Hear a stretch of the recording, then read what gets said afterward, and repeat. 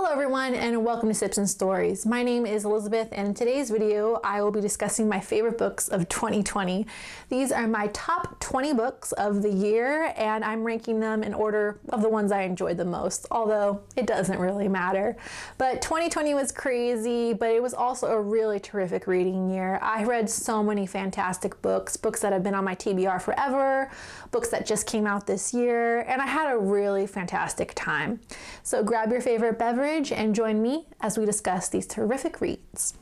At number 20 is The Uncommon Reader by Bennett. This was one of the first books I read this year, but it was still a ton of fun. I really enjoyed it and I gave it 4 out of 5 stars. It is a short novel about the Queen of England, Queen Elizabeth, and what would happen if she became a very passionate reader, like all of us here on BookTube. It's so hilarious and so much fun because all the situations that she encounters are ones that we as readers know very well. So if she wants to stay in bed all day reading her book, they kind of have to declare it a national emergency. Or if she accidentally misplaces a book in her carriage, her Secret Service people, they think it's a bomb. So it's really funny, and there are a lot of really great book recommendations in this, a lot of books that I added to my TBR based on this short novel. But my favorite part about it was at the end. It talks about what would happen if Queen Elizabeth ever shared her opinions with the world. Because as you know, when you're a reader, you have opinions, you gain perspective. So we know that Queen Elizabeth could not have lived all of this history from Churchill to Boris Johnson and not have opinions. So this book is about what would happen if she'd shared those ideas with the world. I loved it and I gave it 4 out of 5 stars. At number 19 is The Starless Sea by Erin Morgenstern, and this is another one that I really enjoyed. I know this book was very polarizing last year and the beginning of this year, but I'm one of those people that loved it. I gave it 4 out of 5 stars. I'm not ashamed about that because it was amazing. This book is about, I don't know what it's about because it really didn't have a plot and it was about 200 pages too long. But I'll try to explain it. It was about a young man named Zachary Ezra Rawlings. Yes, I'll remember that name forever. And he basically finds this book, and it's a story within a story. It's a book full of fairy tales, but it also talks about his life as well. And it leads him to discover this secret group of people, these secret librarians who have this hidden library underneath the earth. And he just discovers this secret society, and they are the keeper of stories and storytelling. Yes, it's insane, but the best thing about this book is Erin Morgenstern's writing. Her details, her descriptions are so beautiful. It's like mind candy just to read this book. And because it's a book about books and storytelling, you know that I loved it. And I don't know what else to say. It has keys, it has owls, it has hearts, it has crowns. It's insane, but it's wonderful, and I gave it 4 out of 5 stars. My next favorite read at number 18 was Vanessa Yu's Magical Tea Shop by Rosalie Lim. Rosalie Lim also wrote Natalie Tan's Book of Luck and Fortune, which I read last year and loved. This was another book that just came out this year, and I loved it just as much, if not more. It's a story about a young woman named Vanessa, and she has this gift or this curse where she is a psychic and she can foretell the future. She's a fortune teller. And it's very difficult for her to have a relationship with a guy because she knows all of what's happening to that person, what happened in their past and what's going to happen in their future. So a lot of guys resent her for that and she can't have a romance. So she ends up moving to Paris to live with her aunt, and her aunt is also psychic and she runs a tea shop in Paris, and she teaches Vanessa how to use her gifts. And of course Vanessa has a romance, and her aunt even has a romance as well. It's just delightful. But my favorite thing about Rosalie Lim's writing is her descriptions of food. There's so many descriptions of the meals that she has in this book, and the pastries that she's eating, and the 5-star dinners that she's going to. It's absolutely wonderful, and I really hope that they turn these books into made-for-TV movies because I already have the whole script ready to go. I know who I'd cast in these books. I love them, and it's a perfect escape for 2020. At number 17 is Pages & Co. Tilly and the Bookwanderers by Anna James. And I finally got to this year. I know it's been very popular here on BookTube and on Bookstagram for the last few years, but I loved it. I'm glad I finally got to it. It's an adorable story. I especially love Anna James as well too. I love her channel here on BookTube, and she did a really cool thing this year. She interviewed a lot of middle grade authors, and she just had the best conversations with these authors. So thank you, Anna James, because I found a lot of great new books that way from her videos on BookTube. But going back to her actual novel, Tilly and the Bookwanderers, Pages & Co. This is about a little girl named Matilda. She lives in a really adorable bookshop in London with her grandparents, and she has this special gift. Her and her grandfather can book wander. They can go into books and meet all the characters. And oddly enough, the characters can come out of the books and they can come into the real world. So obviously that creates some difficulties. And it's wonderful because she meets Anne of Green Gables, she meets Alice in Wonderland, and she even goes into one of my favorite books, A Little Princess. So if you're a fan of those childhood classics, I really think you'd enjoy this story. I gave it 4 out of 5 stars. At number 16 is The Enchanted April by Elizabeth von Arnim. I had read this back in our Disenchanted April when everything was getting really crazy and it was really hitting the fan. And like many people, I had planned to travel this year to Europe, and that was not a possibility, which is no sweat, no big deal. The Colosseum isn't going anywhere.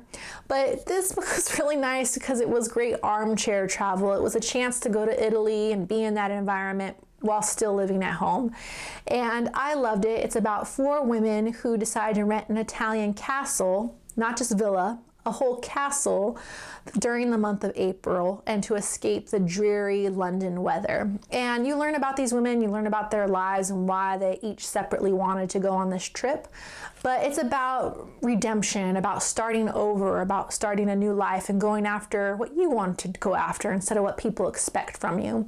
I loved it, and the main character in this book is really the setting, San Salvatore, the castle, on the Italian Riviera. It's gorgeous. I love Elizabeth von Arnim's descriptions of the gardens and the balconies and the terraces and the ocean views. It's beautiful. If you like Rebecca, and if you like how Manderley is almost like a character in Rebecca, you will really enjoy The Enchanted April. I gave it 4 out of 5 stars. Loved it. At number 15 is a beautiful book, middle grade book, called Genesis Begins Again by Alicia D. Williams. And I read this during the summer when all the rioting was happening, and I really wanted to read a book that pertained to ethnicity and race, but that wasn't too divisive. So I found this book in the middle grade genre, and it was wonderful. I learned a lot from it. Like, as they say, you learn from children. And it's absolutely a stunning story. A lot of people are comparing Alicia Williams to like a middle grade version of Toni Morrison, and I completely agree. This book is about a young girl named Genesis, and Genesis is really struggling with her confidence and identity issues. She struggles, she has a very estranged relationship with her father and her grandmother, and she just does not like the way she looks. She is darker skinned like her father, and she talks a lot about wanting to look like her mother, who she says looks like Alicia Keys. And so a lot of it is very heartbreaking as Genesis is trying to change herself and make herself look more like Beyonce and more like what is an acceptable version of a young African-American girl. It's so beautifully told and it's heart-wrenching at times. It's very tough. There's scenes where the grandmother is kind of putting Genesis down a little bit, and it's really difficult to read. But it's also very redemptive as well. So she ends up fortunately going to a different school in a new neighborhood, and she meets some really great kids, and she kind of comes out of her shell a little bit. She also meets a really wonderful music teacher who introduces Genesis to Ella Fitzgerald and Billie Holiday, and she even helps Genesis enter the talent competition and share her voice with the world. So beautiful book. I'm so glad I read this during that very tough time this year back in the summer. It really helped put things in perspective for me, and I gave this book 4 out of 5 stars. At number 14 is The Traveling Cat Chronicles by Hiro Arikawa. I gave this book 4 out of 5 stars. I did talk about this in an October wrap-up. I love this book. I like to describe this as like a Japanese version of It's a Wonderful Life. It's wonderful. And it's about a young man named Satoru, and Satoru is taking a road trip throughout Japan with his cat Nana. And he's visiting all of his childhood friends, and he's going back in time and reminiscing about his past. And so while half the story is about Satoru, parts of the story are also narrated in first person by the cat Nana, and it's hilarious because Nana talks exactly like you think a cat would talk. He's very snarky, he's very sarcastic, but he does have a heart of gold. So I love this story, and I think it's a great one for animal lovers because it does speak to the fact that some of the most important relationships we have in life are with our pets and with animals. So I gave this 4 out of 5 stars. At number 13 is Magpie Murders by Anthony Horowitz. I spoke about this book in other videos and I absolutely loved it. It was my favorite mystery of the year, and it's really a good one for fans of Agatha Christie. In fact, this one actually surpassed the couple Agatha Christies that I did read this year. That's how much I enjoyed it. It's basically 2 stories in one. You follow the book's editor, Susan Ryland, as she's reading a new manuscript, a new murder mystery story. And so half of it is the manuscript, is the murder mystery story. And then half of it is about Susan Ryland and how she is trying to figure out what happened to the book's author. So it's part cozy mystery, part thriller. And it's absolutely wonderful. I really love Anthony Horowitz's sense of humor. He doesn't take himself too seriously. He pokes fun of himself as a mystery writer, not only of books, but of television shows as well. And he's very similar to Agatha Christie. I think she would have approved of this one. At number 12 is Foundation by Isaac Asimov. So this is the first science fiction book that I read this year, and it actually inspired me to read other science fiction books this year. And I think that's because 2020 itself felt like we were in a dystopian science fiction novel, kind of. Like, who would have thought the world would have looked like this today? So these books almost felt like instruction manuals rather than fiction, but I love this one. It's really good. It's part of a series, and it's about an empire in the distant future where mankind is spread out over multiple planets and multiple solar systems, and it's all controlled by this one giant empire. And this man, this scientist named Harry Seldon, he wants to split off from the empire and start his own society. And he basically is just an academic. He just wants to make this big giant encyclopedia. And the empire says, sure, go for it. And it's all about the first 100 years of the Foundation's history. So parts of it are told from Harry Seldon's perspective, and then parts of it are told from dictators' perspective, mercenaries, politicians. I love this book so much because it really taught me that, you know, it doesn't matter how far we go with technology. What matters is if we raise our consciousness, if we're more loving, if we work together more as people. Otherwise, we're going to get taken advantage of. So the similarities between this book and what was happening in politics in 2020, I loved it. I was quoting it to my entire family. So I gave this book 4 out of 5 stars, and I cannot wait to read the rest of the series. At number 11 is Percy Jackson and the Lightning Thief by Rick Riordan, and I really enjoyed this one. I can't believe I have put off Percy Jackson for this long because it was wonderful. I mistakenly thought that it was just kind of a poor man's version of Harry Potter, but I couldn't have been more wrong. This is such a great story in and of itself in its own right, and Percy Jackson is a great character. In fact, Harry Potter fans, I kind of like the character of Percy Jackson just a little more than Harry Potter. Like, Harry Potter can be a little much sometimes, but Percy Jackson just feels like this real kid. He has a great sense of humor, and he's a great hero because half the time he does not know what he's doing. He just kind of dives into the action. I loved Rick Riordan's sense of humor too. It's almost like this book was written by like your favorite middle grade teacher, your favorite high school teacher. It's fantastic. And all the stories about the Greek myths and Greek mythology and how the author reimagines that in the modern world, adorable. I love this. And most importantly, it inspired a love of mythology. I ended up getting a new copy of the Odyssey and the Iliad so I could read it along with Percy Jackson, and I'm just discovering all this Greek mythology. Thank you, Percy. So I gave this book 4 out of 5 stars. Speaking of great adventure stories, at number 10 is Treasure Island by Robert Louis Stevenson. And it's really interesting to read this book alongside Percy Jackson, because even though they were written decades apart, like nearly 100 years apart, they're very similar. They're great adventure stories with great characters. So it doesn't matter if the writing has changed, the setting has changed. A good story is a good story.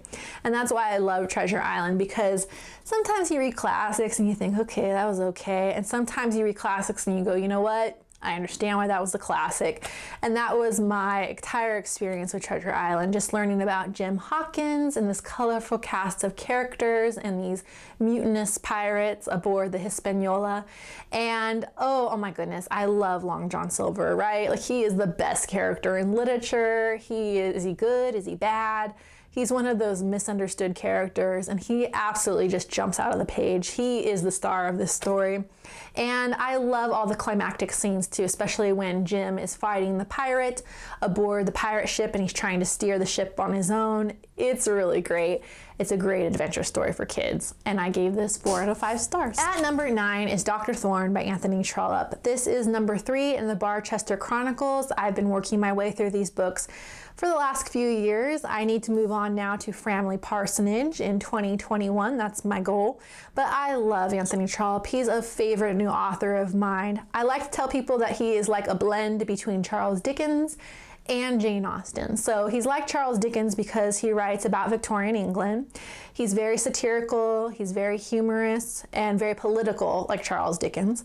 But at the same time, he's like Jane Austen because he's very witty, he's very cozy. There's just this very undercurrent of a really great sense of humor in his books. And the characters are fantastic. Really, really funny characters and funny situations. This one is kind of a love story between Mary Thorne and Frank Gresham. They're childhood sweethearts that are kept apart by their families because Mary is poor and Frank has to marry a very wealthy heiress. And so I particularly love the heiress in this book, Miss Dunstable. She is the best, and just her relationship with Frank is fantastic, and how she ends up rooting for Frank and Mary. This is a wonderful book. I gave it 4 out of 5 stars. At number 8 is Major Pettigrew's Last Stand by Helen Simonson. And this is one of those ones that's been on the TBR for the longest, over 10 years. I keep meaning to read it and I keep forgetting about it, and this is the year I finally got to it, and it's great. There's a reason it's very popular. It's a beautiful love story between a retired army major, Major Pettigrew, and a Pakistani shopkeeper named Miss Jasmina Ali, and their relationship is just the sweetest relationship. They bond over books, so of course I love them, and it's just all about how their family and their community is trying to separate them and keep them apart, and just the hypocrisy in people. A lot of people describe Helen Simonson like a modern version of Jane Austen, and I agree. I think this book is just delightful. It's very cozy, very charming, but extremely witty, so it's very sharp at the same time. So I love this one. I gave it 4 out of 5 stars. Speaking of Jane Austen, the one Jane Austen I read this year was the last that I had to read. I had never gotten to it until now, and that was Sense and Sensibility by Jane Austen. And like I said before in a previous video, I think the reason that we were all reading Jane Austen this year is there's just a calmness to Jane Austen. There's a continuity. The language is gorgeous. It's witty. It's funny. But at the end of the day, these books are just very charming, and they're just great comfort reads. And I forgot how good of a writer Jane Austen is. I think this next year I want to do kind of a Jane Austen project. But this book was delightful, just learning the real story of Eleanor and Marianne, and just all the chaos that ensues in their love life. Also, Sir John Middleton, I mentioned it before and I'm saying it again, he is the true hero of this story. You go, John Middleton, you go, guy. I gave this 4 out of 5 stars. At number 6 is Skellig by David Almond. This book is gorgeous. This book has remained on the top of my list, and now we're moving into 5-star territory. This was the first 5-star read for me of the year, and it is beautiful. It's a story of a young boy named Michael, and Michael is facing a very difficult situation. His baby sister has just been born premature, and the family is not sure if she's going to make it, if she needs surgery. Everything is up in the air. So while the mother is at the hospital with the baby sister, the father and Michael are trying to rebuild this house and fix it up before the baby comes home. So Michael is pulled out of school, he's wandering around the neighborhood, and he's just trying to figure things out and make sense of what's going on in his life. and he ends up finding this homeless man that's living in his garage named Skellig. And Skellig is very crotchety, very cantankerous, and so Michael doesn't really see him as a threat, but we learn as the story progresses of who Skellig is and why he's there. And it's just so beautifully told. David Almond's writing is gorgeous. I also love all the interpretations that people have of this book. I think my favorite interpretation is that it's about evolution. It's about the progress of people, of humanity. And as I said, a very great one for 2020, of moving forward into this next age of Aquarius, I guess. So I love this book, and I gave it, once again, 5 out of 5 stars. At number 5 is The Splendid and the Vile by Erik Larson. So this was the nonfiction book of the year. I loved it. Like many people, it just really resonated with me. I think it came out at the perfect time when we all needed it in 2020. It's a story of Churchill and the London Blitz. And I won't say too much more about it because I did a whole video about it, a book pairings video where I paired it with Dear Mrs. Bird and Man in the High Castle. So I will link that video below if you're curious. But yes, a terrific read, and of course I gave it 5 out of 5 stars. At number 4 is A Room of One's Own by Virginia Woolf. This one was so gorgeous. I cannot believe I waited this long to read this very famous feminist essay. I loved it because it really spoke to me in 2020. I think we had all this time this year to really think what we want to accomplish in the future, to kind of review our lives, see what's working, see what's obviously not working. And this book really speaks to that feeling. So it's not just for women, it's for everyone. It's for men too, kids, adults, young people. And it's all about having a sense of space, whether that's physical space or metaphorical space, and just creating this space so that you can be creative and produce what you want to produce and put out what you want to put out into the world. This is a huge reason why I started BookTube, just to, get going, get started on a creative project and kind of share my opinions with the world. So I love this book. I'll probably have to reread it at least every couple of years. It was really great. I highlighted practically the whole thing. I loved it, and I gave it 5 out of 5 stars. At number 3 is Villette by Charlotte Bronte. I read this book back in Victober, of course. I talked about it in a couple videos, and I loved it. It was fantastic. I gave it 5 out of 5 stars. This book just opened up a whole nother layer to Charlotte Bronte for me. It came at the perfect time in my life. You know how you read certain books and they speak to you at certain points in your life? This book spoke to me now in my current situation, and a lot of it, to be honest, is very beautiful, but a lot of it's depressing too. So I don't know if it's the best book to read if you're lonely and you're all by yourself in 2020, because it's real. I mean, it describes those feelings of what it's like to be isolated from other people and just have this longing to connect with someone and to belong in some sort of life with a group of people and to feel like you belong. It's about a young woman named Lucy Snow, and Lucy Snow is a teacher at a boarding school in a fictional European city called Villette. And it's just about all of these harsh friendships that she has, this unrequited romance that she has, and everyone they like her, but she's not a part of their lives. She can never make that connection with people. She does, however, meet a professor, kind of a Mr. Rochester type of professor, and she does have a connection with him, and they bond over a lot of things, and he pushes her to grow up, to move forward. It's so gorgeous. I'm not describing it that well, but I loved it, and it was just a whole nother side of Charlotte Bronte. And do I still love Jane Eyre more? Of course, but this book was definitely a 5-star read for me. At number 2 is The Wright Brothers by David McCullough. So no offense to Erik Larson, I love him too. He's an excellent historian and biographer, but it doesn't get much better than David McCullough. David McCullough, in my opinion, is the best. He is just wonderful. His writing is really detailed. It's really rich. He tells these stories in a very narrative voice, and his research is excellent. And most importantly, David McCullough gets out of the way. He lets the story tell itself. So he's kind of like a book version of Ken Burns. So if you love Ken Burns documentaries, I really think you'll like David McCullough's books. This is all about the Wright brothers, of course, about Orville and Wilbur and just their whole journey as entrepreneurs and their bicycle shop, and then discovering the airplane and how to fly an airplane and how to create an airplane, and all the experiments and the cost and the people struggle that involves, that goal involved. Just the passion that they had for this idea, it was really inspiring, especially in 2020 when it feels like all of us just can't accomplish anything this year. It reminded me that this is who we are. We are people that are supposed to follow our goals and our dreams, and just don't watch the news. Don't get caught up in the fear and stuff. Go after what you want to accomplish in life. So a really inspiring story. I loved it, and I gave it 5 out of 5 stars. And at number 1 is The Yearling by Marjorie Kinnan Rawlings. I don't really know how to describe this book. It's so beautiful. It was not only one of my favorite reads of this year, it was one of my favorite reads of all time. This book really reminds me why I love classics, why I'm always seeking out classics, because every once in a while you come to one that just it gets you right in your heart, and that was The Yearling for me.